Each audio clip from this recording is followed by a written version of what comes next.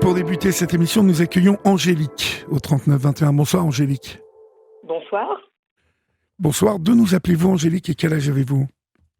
Alors, j'ai 40 ans et je suis en région lyonnaise, dans le Beaujolais. D'accord. Qu'est-ce qui vous amène Angélique? Dites-moi. Alors, ce soir, j'avais envie de vous parler d'épidermolyse bulleuse. C'est un nom de maladie assez barbare, comme c'est souvent le cas. C'est une maladie génétique rare qui touche la peau et les muqueuses. Et je trouve que c'est une maladie qui n'est pas suffisamment connue. D'accord. Vous pouvez m'en dire un peu plus? Alors, ce qui fait que j'ai envie de vous parler de cette maladie, c'est parce que moi, je suis maman de 2 petites filles, une qui a 11 ans, qui est en parfaite santé, qui s'appelle Amélie, et une autre qui a 8 ans, qui s'appelle Maëlle, et qui est atteinte de cette maladie. Et en fait, cette maladie, elle se traduit par quoi? Elle se traduit par une peau extrêmement fragile. Au moindre frottement, la moindre chute, c'est la peau qui se décolle et qui peut faire soit des grosses bulles qui se remplissent de liquide, soit de la peau qui s'arrache. D'accord. Donc oui, c'est particulièrement contraignant pour votre petite fille. Ça, en fait, elle est protégée comment alors cette petite fille au quotidien?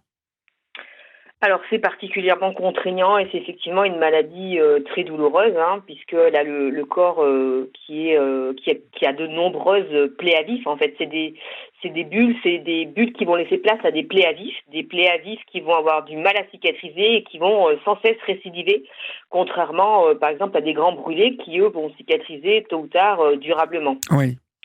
Donc ces plaies se réouvrent constamment du fait du déficit d'une protéine qui peut être...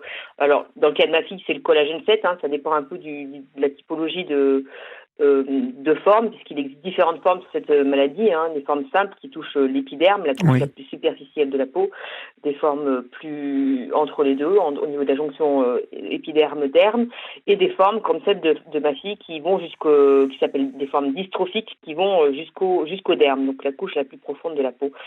Et effectivement, ça se traduit par des soins longs et douloureux. Elle a le corps recouvert de pansements qu'il faut tous les jours changer. Oui. Puisqu'il faut essayer de laisser ses plaies le plus propre possible pour qu'elles puissent cicatriser et surtout éviter le risque infectieux qui est très important. Mmh. Et puis ça veut dire aussi pour ces enfants-là des choses très compliquées comme l'apprentissage de la marche, courir seul.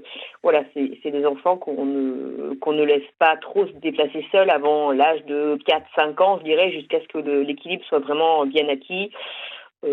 Apprendre à faire du vélo, c'est un risque incroyable, c'est un risque énorme. La moindre chute, engendre vraiment des situations très, très catastrophiques. Donc, elle fait quand même, tout en sachant qu'elle est très fragile, est-ce que votre petite fille arrive tout de même à avoir quelques activités, bien évidemment sous surveillance, sous grande surveillance, mais elle fait du vélo, elle fait des petits trucs quand même où elle peut se dépenser? Oui, elle a appris à faire du vélo sans petit trou cette année même, sur l'année 2022, ça fait partie de ses fiertés 2022. Et elle peut se rendre également à l'école comme tous les enfants et participer aux activités physiques qu'il faut adapter bien sûr. Et elle a à ses côtés tout le temps une AVS, une auxiliaire de vie qui agit un peu comme son garde du corps en fait, qui s'assure que les autres enfants ne la bousculent pas et ne la fassent pas tomber et qu'elle ne prenne pas de risques inconsidérés. Combien de personnes sont touchées dans le monde? Vous avez une idée? On estime, les spécialistes estiment qu'il y a environ 500 000 personnes dans le monde, mais c'est vraiment une estimation, parce que même pour un pays comme la France, on a beaucoup de mal à donner un chiffre précis. D'accord. Et c'est une maladie qui se soigne un peu ou pas? À ce jour, c'est une maladie incurable. Incurable, totalement. Totalement incurable, qui tend à se complexifier au fil du temps. C'est une maladie dégénérative. Les étendues de peau, malheureusement, sur les formes les plus sévères, tendent à devenir de plus en plus graves. Et sur les formes les plus sévères, il y a même des enfants qui décèdent au premier jour de vie. Et tout comme sur les formes les moins sévères, il y a des personnes qui arrivent à vivre une vie quasiment normale. Donc on a vraiment un large panel de degrés de sévérité. Voilà. Maëlle a dû subir, je vois, ce qu'on appelle une gastrotomie. Qu'est-ce que c'est que ça?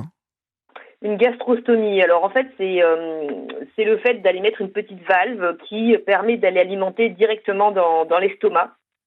On appelle ça aussi une nutrition entérale, parce qu'en fait, entre les plaies dans la bouche, parce que c'est une maladie qui touche la peau, mais pas uniquement la peau, qui touche aussi les muqueuses, il peut y avoir des plaies donc au niveau de la bouche qui peuvent engendrer des douleurs importantes au moment de s'alimenter. Il peut également y avoir des sténoses œsophagiennes, donc c'est l'œsophage qui se rétrécit, qui est blessé et qui se rétrécit, qui permet plus à la nourriture de passer, ou alors de la nourriture très liquide.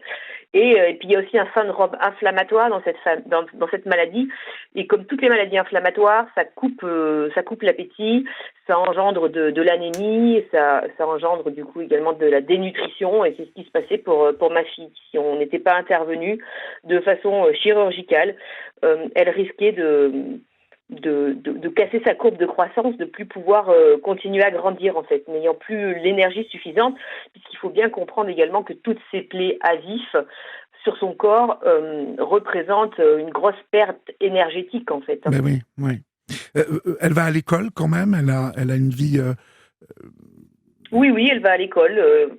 Elle va à l'école comme tout enfant de son âge. Alors on adapte un peu les horaires parce que c'est vrai qu'elle a aussi d'importants besoins en sommeil. Donc voilà, parfois on va prolonger un peu la sieste, on va dépasser un peu sur le temps de la pause, etc. Mais oui, c'est quelque chose de très important pour ces enfants-là, d'être sociabilisés le plus possible, d'avoir une vie, on essaye d'avoir une vie la plus normale possible.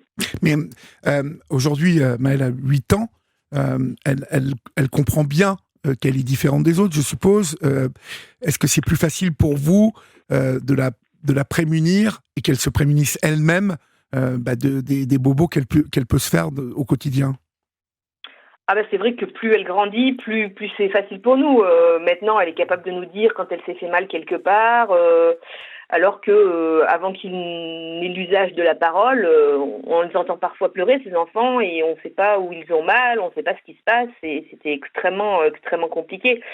Donc ça nous a changé énormément la vie, d'avoir une enfant qui grandisse, qui comprend ce qu'elle a, qui comprend d'ailleurs de mieux en mieux qu'elle a, et ce qui n'est pas toujours non plus simple au quotidien à gérer. Ça arrive parfois, très souvent, qu'elle nous dise j'en peux plus de cette maladie, j'en ai marre de cette maladie, pourquoi c'est tombé sur moi, qu'est-ce que j'ai fait pour mériter ça.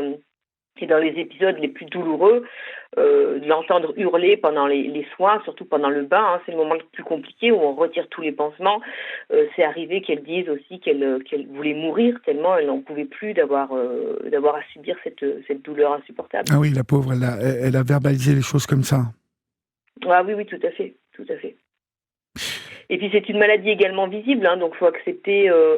C'est pas facile d'avoir son enveloppe corporelle, c'est quand même l'organe de contact, la peau. Donc c'est une maladie qui est très visible, donc il y a aussi un fort retentissement psychologique avec parfois des enfants pas toujours bienveillants qui peuvent dire mais elles sont bizarres tes mains, et on dirait qu'elles sont en plastique, elles sont toutes moches. Qu'est-ce qui t'arrive? Ou quand elle était plus petite, c'est souvent que les gens nous disaient elle a la varicelle, pourquoi elle a tous ces bobos? Voilà, ça interpelle. D'accord, vous avez une association aujourd'hui comment vous accompagnez tous ces enfants? Vous avez une association? Alors effectivement, moi je suis très investie dans l'association Des Bras France, elle s'appelle, et en fait on a différentes missions, on a 4 missions principales, mais on a entre autres celle de soutenir la recherche pour que un jour les pistes qui sont aujourd'hui étudiées, notamment la thérapie génique, la thérapie cellulaire, puissent un jour apporter un traitement à toutes ces personnes. Et puis en attendant qu'un traitement soit disponible, on essaye d'accompagner les familles du mieux qu'on peut au quotidien, en échangeant avec d'autres familles qui vivent ce qu'elles vivent, en leur proposant des échanges avec une psychologue, avec une infirmière, des rencontres également où les familles sont conviées pour sortir un peu de l'isolement dans lequel nous plonge parfois la maladie. Très bien. Je suppose que cette maladie elle est avec le Téléthon en fait. C'est une des maladies qui auto-immune, c'est ça? Alors non, c'est pas une maladie auto-immune, c'est une maladie génétique. C'est une maladie génétique, d'accord. Oui, tout à fait. Comment la recherche avance-t-elle sur cette maladie? Est-ce que vous avez... sur cette année 2023, là, on attend notamment avec impatience un traitement qui a été développé aux États-Unis et qui est une thérapie génique qui, sous forme de gel, un topique qu'on applique directement sur les plaies, viendrait réinstaurer par thérapie génique la protéine manquante, le collagène 7. Donc, on attend vraiment avec impatience ce nouveau traitement qui devrait permettre de pouvoir refermer des plaies qui sont parfois restées des mois ou voire des années sans pouvoir se refermer. Et les résultats semblent très prometteurs.